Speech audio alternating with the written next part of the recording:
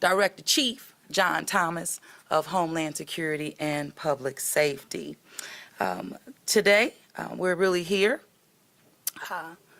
to talk about the New Orleans Police Department. Over the past, I would say, Thursday of last week, Thursday evening, but Thursday during the day was a tough one for our force, for the men and women that we depend on every single day to keep this city safe. The talk, the negative talk regarding our department, regarding our officers that were heard at a city council committee meeting on last week, it hit home.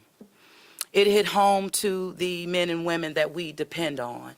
And after hearing directly from some of our officers about how the negativity impacted them, they began to wonder, really, where was the support? Why was in our own city, we're feeding into the national narrative around policing, around those who dedicate their lives, make the tough sacrifices to serve, were being spoken about in a negative light that made them, and some, rethink the profession and also rethink the level of support that they're getting, but also knowing what they deserve. This hit home with me as well. Then later on, I would say that afternoon, seeing 9 separations within our department, one being a retirement. And looking even further around those separations gave me great concern. 2, 1, go directly to the men and women that we depend on. Go directly to our platoon officers that are on the beat every single day. And that meant showing up to roll calls. 7 a.m., 7 p.m. Started that on Thursday evening and haven't stopped since then. We're doing that full complement, 7 a.m., 7 p.m. roll call. I think by this evening, I would have completed that full complement. But at every roll call, and the level of engagement, I'm just so proud of the men and women, our officers, that again, we depend on. Because that level of engagement was just so powerful, hearing directly, even from them, but also understanding that what I was hearing was consistent across the board. Nothing fell on deaf ears at all. Not everything was new information. But it was only one that reassured me that we were absolutely on the right track and right path by not only listening, but also with initiatives that we have put in place that are aligned with our second allocation of the American Rescue Plan dollars that you've been hearing me talk about for a while now. But having now with the city being in a position to have received those dollars, we're in a position also to move forward with bringing them to the New Orleans City Council with our full recommendations and getting the approvals necessary to implement and allocate those dollars where we know will meet the needs of public safety across the board, at least starting that. Their concerns, their hopes, and their dreams are really no different than ours, and I'm talking about our officers.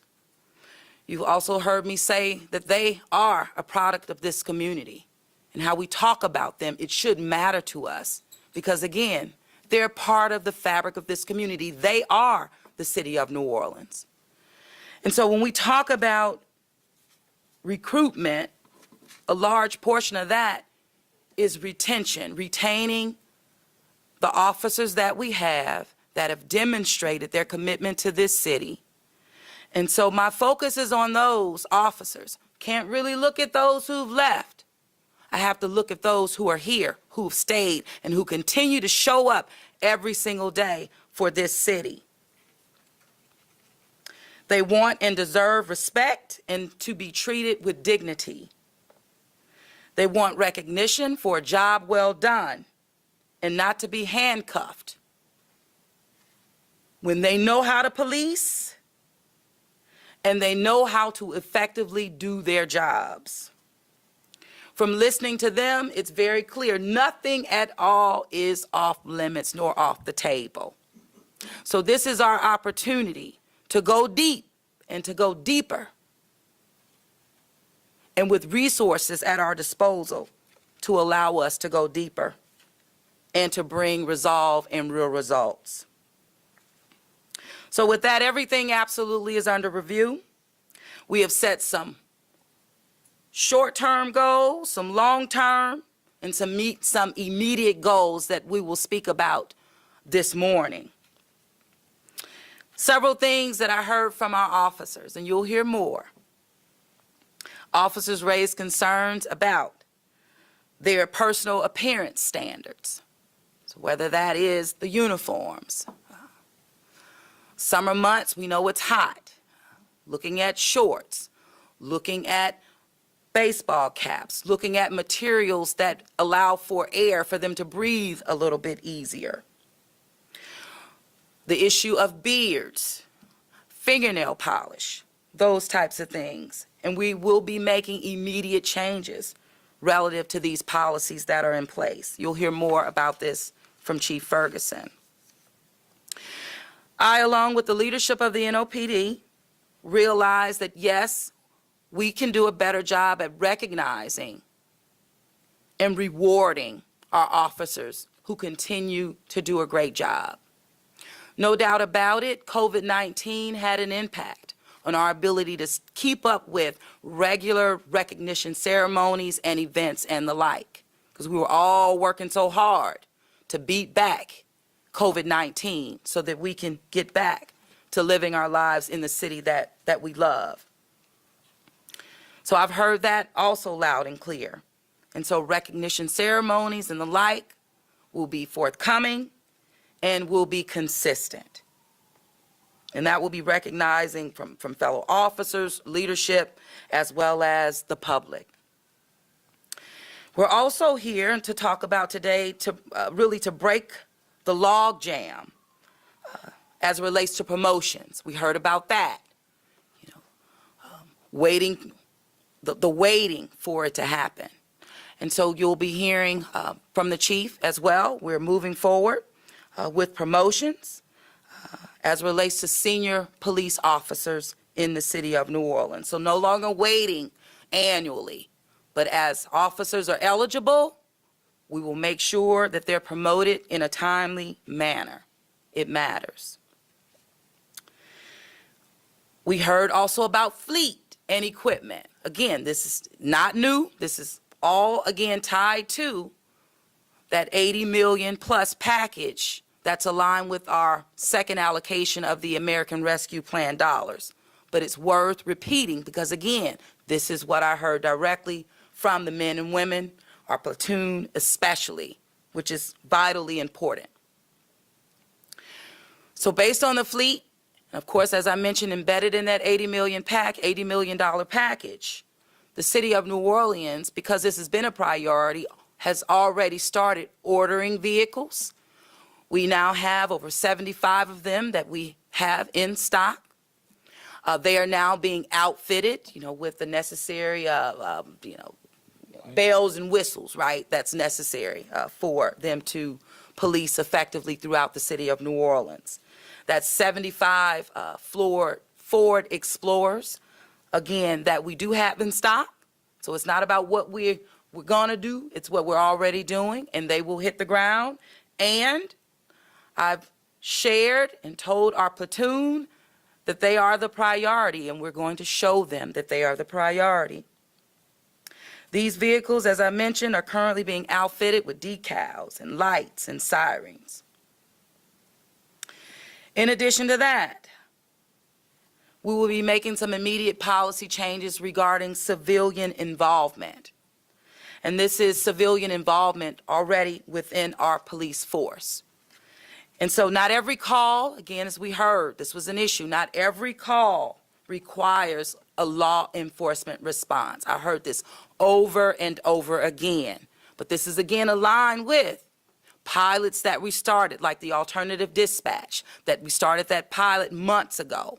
Again, understanding that even mental health calls do not require our police officers to respond. However, those professionals, equipped mental health professionals, equipped to handle these calls, this will now be moving from a pilot to, we're scaling it up, that will be available citywide. Again, that was the whole purpose of the pilot.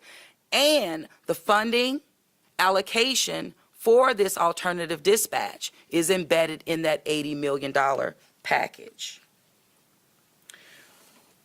So changes there. Again, this will free up our officers to allow them to focus on and to concentrate on the real threats to public safety, and this is what they want to do. There are some other aspects of alternative response, and I know the superintendent will speak on that we're moving forth on as well. But the biggest, I would say the largest takeaway, and still again not new, but hearing it from those you depend on, that's on the ground, it really was beneficial for me to hear directly, were the constraints relative to the consent decree. The consent decree handcuffs our officers by making their jobs harder, pestering them with punitive punishment, and burying them with paperwork that is an overburden. It's too much and really overbearing as it relates to this paperwork. Heard it over and over and over again. Again, not new to my ears. When I was installed as mayor, immediately my team and I began to look at invoices in terms of monitors, also looked at the compliance, seemingly at the time that there were no, seemed like the goal post would move every time our officers demonstrated real results, that it would move every time, keeping us in this consent decree. And I challenged that from day one. And as a result, you know, that's why in 2020, my administration issued a notice, a formal notice to the DOJ, a notice to terminate the consent decree. That's a part of the process. Within the next week, 2 weeks, I'm told by a city attorney, because we did lawyer up last year, actually over a year ago, for outside counsel to focus on this matter. And as a result of that, we will be moving forward with submitting a petition to terminate the consent decree. Because without a doubt, this is me, I know that the men and women of our police department, our officers right now, are not responsible for us getting into that consent decree, but they have been responsible for the results that have been demonstrated, moving from red to green, and more movement over the past 4 years than we've seen over time. The burdens that this consent decree has on our force, on our officers, is real. And it is an imperative to our ability to hire up, even though we've seen over 13 academies under the Cantrell administration, more than we've seen in a mighty long time, over a decade plus. But the reality is, even as it relates to retaining our officers, again, that we depend on, this consent decree is handcuffing them. They're equipped with the best training in the United States of America. They know how to police constitutionally. They're models throughout the United States of America. This has been confirmed by the Department of Justice. So with that, it is absolutely time to move forward with the petition to terminate and allow our officers to do what they're equipped to do best, protect this community, use discretion, and ensure that this community, this city is safe. But let me say this. Based on the separations that we've seen and that alignment with policies relative to this consent decree, it's gotten us to in a situation and really at a point that I'm concerned about our officers' ability to protect themselves. And if our officers cannot protect themselves, then there is no way that we can even expect them to protect us. So my focus and my business is absolutely laser focused on our officers' ability to protect themselves, giving them the tools and the resources that they need to be safe so that, again, we can all be safe. This speaks to retention. It also speaks to our ability to recruit. But the impacts are real, and we know that there are two areas that are still outstanding according to the monitors and to the judge. That's bias-free policing and that stop, search, and arrest. Well, I'm trying to find bias-free monitoring. That's what I'm looking for. But as it relates to the work of the men and women, our officers, in this consent decree, we are where we are because of their hard work and their due diligence. And it's time, again, to terminate this consent decree that is a problem. Also, as it relates to, I'm going to say, PIB, again, not new, but this is also tied to requirements that have been long-standing relative to this consent decree that has had an impact over time.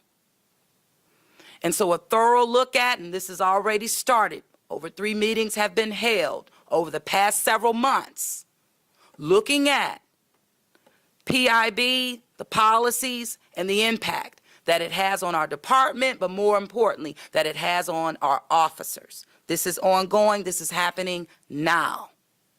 And it's been going on. And we will make changes according to the analysis and the input from officers that are embedded in this process. The chief will speak more even about PIB in terms of some of the changes there. And let me see what else I want to say, because I can go on and on and on. But I'm going to allow first, you're going to hear from Chief Ferguson, he and I. But let me in before I turn it over to him, is that it's time for us to truly understand that we have a world-class New Orleans Police Department, just like we have a world-class city. And the men and women that we depend on deserve our respect. They deserve to be dignified for the service that they provide on a daily basis. This city, just in my 4 years as mayor, we started with the crises after crises after crises, and we've managed through all of them. We will manage through this. But in order to do that, it not only takes all of us, but it takes all of us to reassure the men and women that we depend on that they matter, and that we appreciate and we respect them for what they do. And it feels like service is under attack, period. And we know that law enforcement is under attack nationally. You see it everywhere you go. You hear it everywhere you go. You see it. It's not just us. However, for us, it's going to take all of us supporting the men and women of our New Orleans Police Department and understanding that they are the fabric of this city. And in regards to recruitment, we will be doubling down on our efforts because the men and women that serve us, again, the majority are from the city of New Orleans. So when you dog out your own people, it does have an impact. And you're dogging out the people that we've consistently depended on time and time again that show up. And even as we've made it through, and we're still going through the COVID-19 pandemic, This city is open and this city is back. But we're able to be back because of the men and women of the New Orleans Police Department heavily and our public safety team holistically. But we've been able to manage over 1 million people in this city coming for special events and the like. And the only reason we have been able to manage it in a healthy way is because of the men and women, the officers, boots on the ground. So with that, I'm going to turn it over to Superintendent Ferguson. You'll hear more, and we'll take questions afterwards. So thank you so much for allowing me the time. Chief? Thank you, Mayor. Drink some water on that. Good morning, everyone. Let me start by thanking you, Mayor, for your passion, for your leadership, for your support of the New Orleans Police Department. I want to thank the men and women of the New Orleans Police Department. I mean, not just the commission, not just our officers. We have a lot of professionals within our department that we've heard from over the last several weeks as well.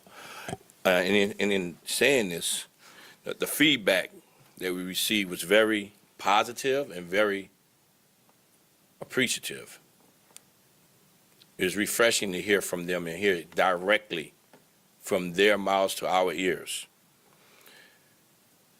Our profession this day and age is under very difficult and challenging times. And the only way we're going to get through this is together. When I say together, not just as a department, but as a city, from every level, from the community, from the faith base to the business level to the elected officials, being responsible, holding ourselves as well as everyone else accountable. As the mayor said, we have visited every district since last Thursday. We have met with every bureau. We have a couple of more visits to do today. It was an opportunity for us to hear firsthand concerns, recommendations, possible solutions to what they need and want to create a better work environment for them. Our priorities are retention, recruitment, resources. And I said to them directly, as the mayor has said, we can't worry about who has left. We have to focus on they that are still here. And then focusing on them that are still here, we need to make sure that they have adequate resources to do their job so that we can retain them. And in retaining them, they then become those recruiters on our behalf to bring more officers onto this job. So we told them during this conversation, everything was fair game. Whatever they wanted to say. It's not punitive. This is an environment, this is a platform for them to express whatever they were feeling. They were very appreciative of that. And they were very candid, open and honest. And they did not hold not one thing back. I can say that, not one thing back, which is what we wanted to hear, what we needed to hear, given the state that we're in now. And in hearing their feedback, a lot of it was, again, promotions. We talk about promotions, not just at a sergeant rank level, sergeant, lieutenant, or captain level. We're talking about opportunities for promotion at a patrolman level. Just earlier this year, we promoted close to 150 officers to senior police officers. That had been the first time being done since 2018. So therein lies a jam. Where do we create opportunity for our officers with regards to advancement? And then hearing them now, you know what? Now we're going to create a process in which we can do this more frequently. In fact, next week we will be promoting 30 more senior police officers. And we'll be looking to do this on a more regular basis. We are working on that right now. And looking at other career opportunity for advancement opportunities for our officers. We also heard about them not being acknowledged for the good work and great work that they do quicker and more publicly. It's what they're looking for, and it's what they need, and then what they, in my opinion, deserve. Absolutely, and they spoke about how the media, how you all, that came out front and center. Yes. You can help us with that. Yep, and I'll add to that. Yeah. I recall the award ceremonies we've had. You don't show up. Thank you. You don't show up. I was going to say that. We invite you to acknowledge the good work that our officers do, and we never see you. Never. But if they did something wrong, Right there. we have everyone on that scene. So you, as well, just as much of a responsibility in uplifting our officers. So just asking you to work with us, help them. Much of what we heard was similar to what we've seen in our survey earlier this year. Much of what we heard is what we've identified as a result of our working group we formed last year in presenting some recommendations to create a better working environment for our officers. Disciplinary process, overzealous and punitive penalties is what we're hearing. We've had our working group over the last several months review some of the policies that we have in place. What can we do differently? How can we make this a better working environment? Should we be as punitive as we are? We've heard about overburdened processes. Mayor alluded to the consent decree. We've implemented, and I will say this, consent decree or no consent decree, constitutional policing and the reforms that we have established will not go anywhere. But we can use this as an opportunity to look at some of the processes that we've implemented as a result of the consent decree and see if they are in fact overburdensome. And what we're hearing, they are absolutely overburdensome. So just an opportunity to have that conversation and create, again, a better working environment for our officers. We have several other committees that we had already established. Our uniform committee, we've heard, the mayor said this about the beards, fingernail polish, shorts during the summer months. It's the little things. It may seem minute to you, but those little things mean a lot to our officers. And we need to make sure that they have everything that they need. Looking at the policies, as well as the calls for service. You know, we as a department, I think what the habit is, tradition, this is nationally. Outside of fire and EMS, police is the only thing that's operating 24/7. So whatever happens, we're going to get that call, and we are expected to respond. This day and age, given the staffing that law enforcement has across the nation, we have to really take a deep look at ourselves and what we are responding to, and should that really require a physical police response. We're looking to expand our alternative police response team, taking more reports over the phone, taking more reports online. You heard the mayor speak about alternative police dispatch.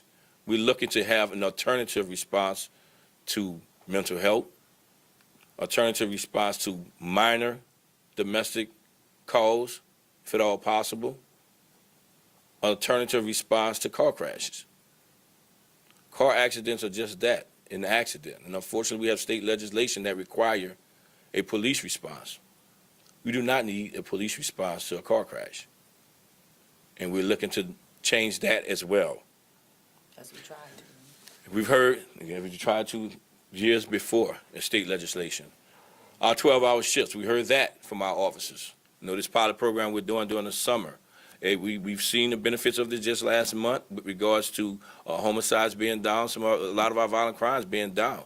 But we heard some for 12 hours and some are against it. So there's some things that we have to wait and really look at what direction we're going to go into. A lot of irons in the fires, as I've told the officers. A lot of things to be considered. But the number one thing to be considered is their safety and ensuring that they have the equipment that is needed to keep themselves safe so that they can keep our city safe. And last but not least, our officers continue throughout this weekend, roll call after roll call, to speak about the disrespect that they have seen and they are feeling from our community, from our media, from our elected officials. Yeah. We really need to change our posture when it comes to our officers. Yep. They're walking out of their doors every day. Yep. You walk out your doors with pen and paper. They're walking out their doors with a gun, a radio, a bulletproof vest, because they are expecting something to potentially happen while they're doing their job, not knowing if they're going to return back to their families.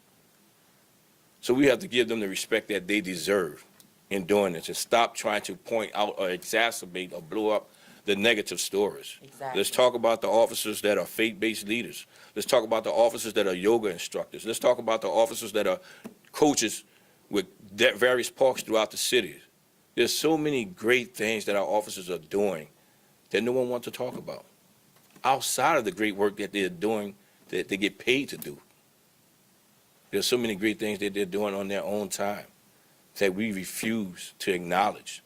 We want to read into the rhetoric of the national story, police is bad.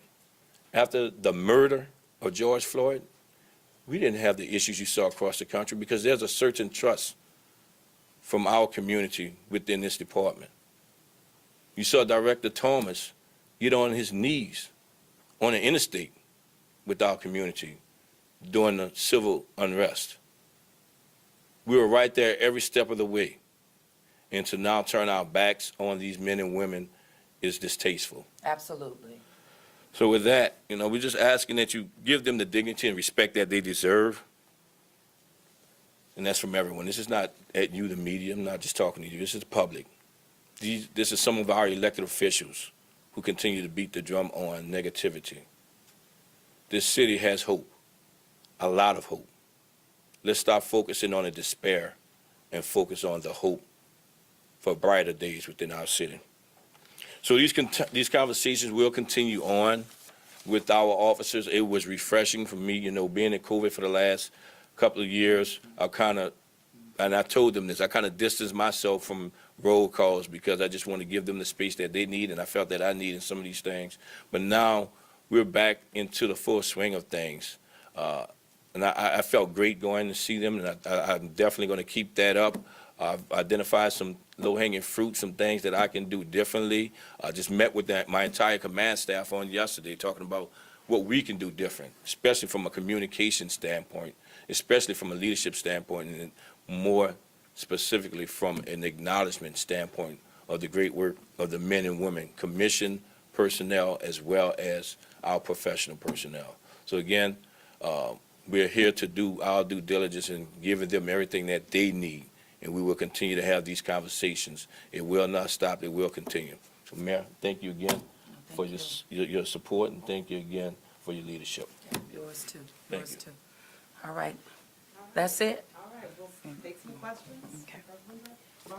Yeah, Mayor, I've heard some public officials criticize your leadership and the chief's leadership. Who has directly criticized a police officer? Yeah, exactly. All of them have. But we've also seen, I have to say, Councilman Oliver Thomas, Councilman Green really stepped up and had our officers back. When you talk about the leadership, you're talking about the men and women that we also lead. It's all of us, and it has an impact. And respect is due a dog. Respect is due a dog. My grandmother would say that all the time. And so when you hear elected officials speaking negatively, but yet the men and women that we depend on are delivering for the city of New Orleans in spite of the challenges that exist, and there are challenges, it has an impact. We're talking about human beings here that have showed up for our city every step of the way. And to also hear from some electeds that were here 4 years ago and had nothing to say. But all of a sudden now, and especially when we have been through so much as a city and our department, our officers have gotten us through every step, you can't deny it. There's no denying it. That's why I cannot deny the impact that this has on our officers. Psychologically, it's an impact. Even when their names show up, the details, this came out, detail list that was put out in the media. The officers didn't do anything wrong, but their names were there. I'm thinking about our guy. Passionate, you can hear it. It's real. Having to answer to family and friends based on their names being in there and they did nothing wrong. And then, once it's demonstrated nothing was done wrong, no one says anything.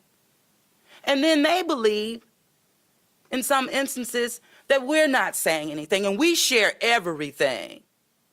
And especially with the media, but we don't control what's reported on. And then even what we say, it gets misconstrued. But at the end of the day, to answer your question, it's all had an impact.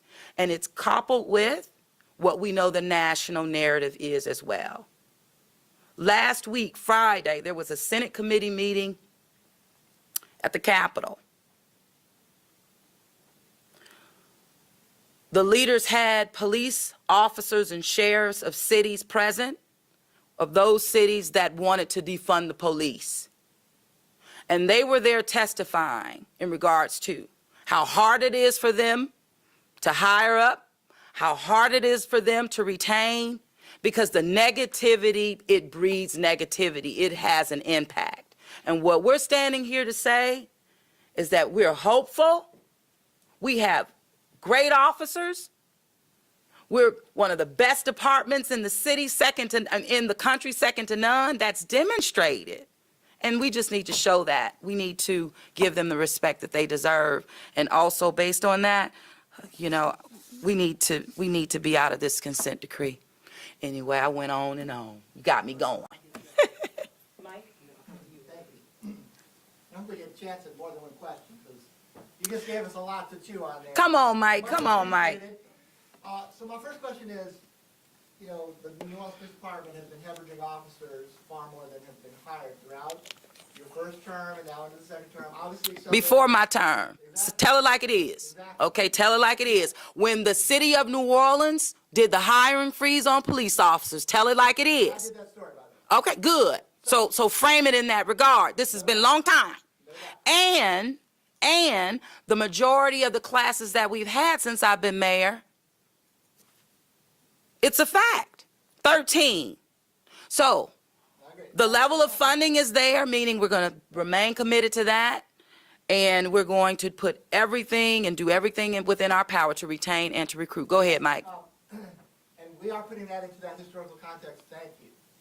Obviously, all this was accelerated during COVID pandemic, after George Floyd, and the protests. So I guess it's a two-part question. One, I'm now hearing for the first time you call this a crisis.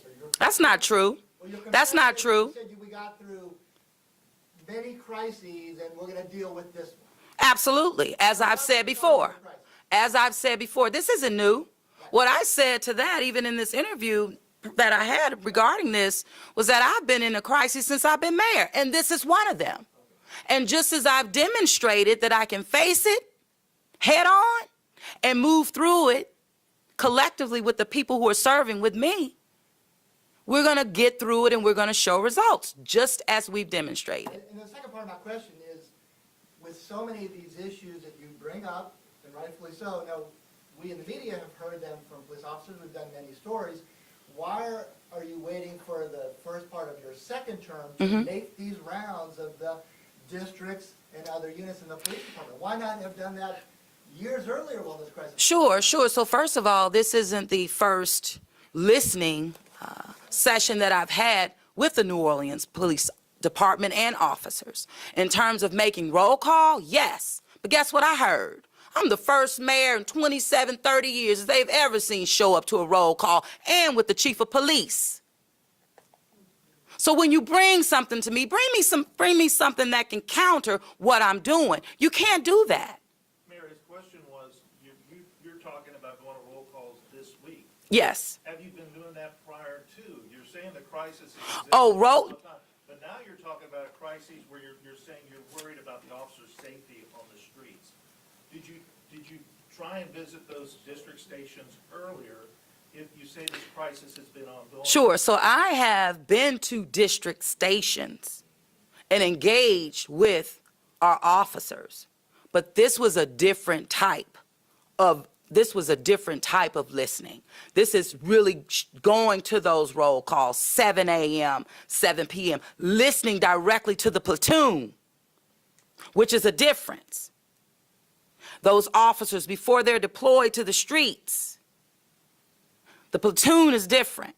So yes, this was my first time going to roll call, 7 a.m., 7 p.m. consistently. But this is not my first time listening to our officers and leadership explain the challenges that they're faced with serving and protecting the city of New Orleans. And as a result of that, talk about 4 years, I came in making sure that the focus was on NOPD and can back it up with resources that have been deployed, can back it up with decisions that have been made.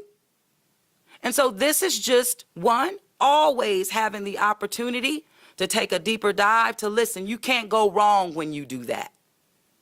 So you can talk about the past all day long, but it's also about today and how we're continuing to listen and continuing to pivot as necessary. Because where we were even 4 years ago is not where we are now. The climate is different. The climate in this city is different. The climate in this country is different. It's no denying that.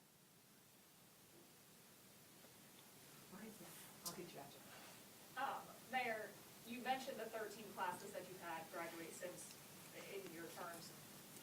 How many officers have actually graduated from those classes? And also, I can't give you the exact breakdown of each one of those classes. The smallest one was the last one with 9. Over that, what we were just talking about, the climate, just in terms of retention is an issue, recruitment is as well. You don't have many people going into this profession at all. It has an impact. We see it nationally. We see it locally. And then with our city, a consent decree that we've been in and under, proven that we have adopted reforms, proven that we're one of the best or the best, a model in this country. That's proven. That's on the record. So you ask me why, in terms of, that's why. It's a combination of things. and the second part of my question was how many officers are on the street? And maybe this is a question for you, Chief. How many officers are on the street at any given time? Well, that goes from district to district and the Yeah, like. that's it. Yeah. I mean, and as I said before, I don't like to entertain those type of questions because we're not going to give the criminal Yep. our background of what's going on. We have enough officers to respond to a call when called upon. And we'll continue to assess and redeploy as necessary from district to district. It varies with regards to that number. And what we're doing right now also is using data, talking about calls for service data, volume call for service, time for calls for service, to assess the needs of every district. Given the staff that we have now, the numbers that we have now, should we have more officers in this district instead of that district at this time instead of that time? Those are some of the things that we are assessing right now as we're going through this pilot program for the 12-hour shifts. Thank you. Mayor, if I heard you correctly, you are suggesting that issues with the consent decree are now compromising the safety of officers on the street. Is that accurate? I would say that the issues with the consent decree are causing safety concerns for our officers on the street based upon the separations. That's one. If we're losing, and we are, separations are aligned with the consent decree. That's a fact, meaning they're leaving because of it. It's overburdensome. I just listed quite a few things. Consent decree's been here for 10 years now. What's changed that is making them leave based on the consent decree now versus before? Yeah, because progress is being made. They're still in it. We're in it now, yet progress has been made. We've satisfied it. What happened in April? The judge said it looks like by June, And where are we? August, right? We're August. what happened? You tell me. You tell me. I said I'm looking for bias-free monitoring. What do you think happened? You tell me. All right, John, thank you. Cassie? I have 2 questions, if you don't mind. First off, what policy do you think is going to be, or create the biggest impact for the officers to want to keep them here? The biggest is this consent decree. And going into a second other topic situation, you mentioned that the media was part of the problem with officers wanting to leave because they felt they were no longer being looked at in a good light. But I know here at WDSU, we have covered some of those academies. We have been to some of those graduations. And We appreciate that. The last ones you were not. Even the last week, we did cover the investigators being hired. How is WDSU a part of the problem when we are covering the good and the bad that's going on? Well, it's how you cover it, and it's your headlines. It's how you do it. And my mother would say, it's not what you say, it's how you say it. What would be the best way then, so we can have a better? Cassie, you can shake that. We can do that offline, and that's, actually, it's a step in the right direction, because we want to sit down. I've actually want to sit down, with press as well. Let's get on the same page. Look, this isn't new. It's been done with other administrations. Why not us? This is a different day and age. We need that. We have to work together, and we're willing to do it. I'm willing to do it every step of the way. Melissa? Mike, do you have, or did you have one? Or, no? Okay, Mike? I think officers throughout the department are, pleased that you're addressing them directly. But the officers do get a chance to air the issues that have driven them away from the force on exit interviews. Mm-hmm. Many of those officers have said that in the process of leaving and airing those concerns, that nobody has talked to them, including some who were on the fence and maybe would have stayed, but nobody talked to them and they left. And they put their issues in a grievance form. Great. So why not talk to those officers who could have been? I can't say that we have not. I can't say that we have not. So you may have talked to some officers that we may not have spoken to, but I have reached out to some personally. Personally, some that I've known throughout the years that have left, and their decision have been their decision. I mean, I don't know if you talked to every person that has retired. I don't think you have talked to everyone that has retired or resigned, but I have personally reached out to several officers to inquire, and many have been, while they have expressed concerns with regards to over, punitive discipline or consent decree things, they're going home. And that is why, when I say home, out of state, and nothing, absolutely nothing against my officers who are from out of state. I love and appreciate them, and we will continue to recruit nationally. However, that is why it is important that we recruit locally, those that have that vested interest and desire and purpose in staying here.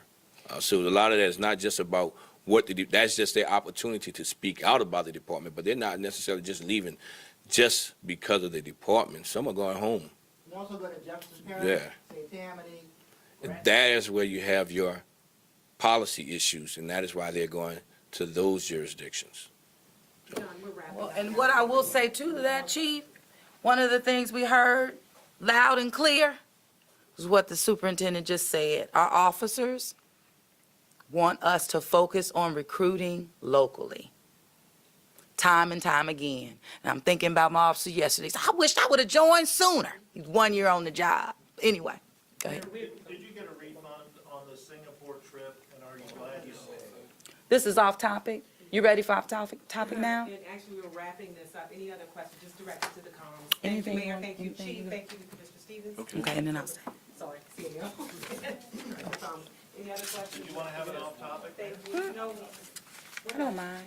Oh, you want one? Sounds Okay, like one? Yeah, I don't mind. I was understand what you- expecting. Okay, No, I'm good. No, these are off topic, Chief. okay. We heard the ticket was, What's wrong? Oh, Jeff, you can go. You don't have to be in part of this. You know how they do.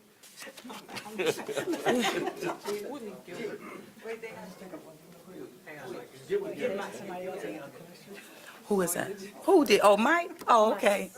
Okay, so you said something about Singapore. Tell me again. we heard the Singapore ticket was $10,000, Mm-hmm. maybe higher. Did the city get a refund on your deciding not to go on that trip? And are you glad you stayed? So in regards to the ticket for Singapore, there's a process in place in terms of the travel agency that we do use, that the city is protected with purchases. So that's the process that's in place. Am I glad that I stayed? Absolutely.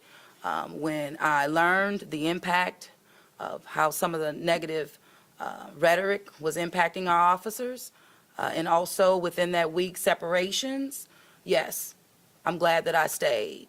And it was important for me to do that, and it was really worth it. So the travel agency sustained a credit that the city will be able to use later? You know, I will get more information to you on that, but the travel agent that is sustained by the city, in most cases, purchasing tickets that are refundable and/or could be used for future travel. So the protections are in place for the city so that there's no loss to the city, but it just really depends on, I believe, like the airline, the time and the like. But in regards to protecting the cost, the city is protected, whether from reuse and/or reimbursement. John, let me get John real quick, I'll come back to you about this. John? Quick, if the consent decree were to end tomorrow, what is one policy that you would immediately change based on what you heard from officers or anything else? So if the consent decree ended tomorrow, I think in regards to the policy shifts, it really would pertain to, in terms of disciplinary actions relative to officers that are engaged. And there are multiple policies, right? So picking and choosing and giving you specifics right now, I'm not going to do that. So is it a PID thing or is it a consent decree thing? Well, it's both. The consent decree has an impact on PIB. And so it's both. Can you change, or does the chief have the latitude? Now, you wait until we get off topic to stick on the topic we just ended. That doesn't make sense. Was this a joke? I didn't call for an off-topic, but this Yes, you did. is a critical. Yes, you did. You were the first one. You said Singapore. No, I was just asking questions, Mayor. I don't really understand topic or off-topic. Yes, you do. No, ma'am, I don't. I think as mayor of the city, you should be able to handle any topic. I can handle anything you bring to me. I do. So, I do I that. want to ask you this, Mayor. What do you think is the right size for this police department? And do you think there should be some changes that can be made in those disciplinary policies right now, or do we have to wait till we're out of the consent decree? In many cases relative to the consent decree, it's going to be working through them. In regards to, what was the other one you What do asked? you think is the right size for the police department? And do you think some of this changes suggested today will get us to that point, since you did raise a concern about officer safety? Absolutely. And so the right complement, I think that's been a moving target over the past decade plus, and especially when you think about force multipliers to policing. And so when you think about alternative dispatch and other responses that can be dealt with by a non-law enforcement response, then that will have an impact on the amount of officers that we need on the street. So that's currently being evaluated. Is there a number? It's currently being evaluated. You have one, this will be the last question, thank you. Mayor, where do you hope to see the NOPD in a year? In a year, I hope to see the NOPD, our officers, equipped with the technology and equipment that we know that they need to do their jobs effectively. In a year, prior to that, I hope to see this consent decree having been fully terminated based on the progress that our department has made, which will have an immediate impact on our ability to retain as well as to recruit.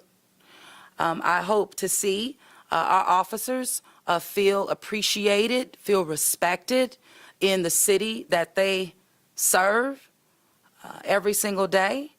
And I hope their families feel appreciated and respected as well, because it's their loved one who's serving. And when one serves, the entire family serves right along with them. And they are people in our community. They are the fabric of the city of New Orleans. And so in a year, I want to see all of that, meaning the city safer, absolutely. But in order for this city to be safer, the men and women that we depend on have to be safe. So thank you very much. Thank you. Thank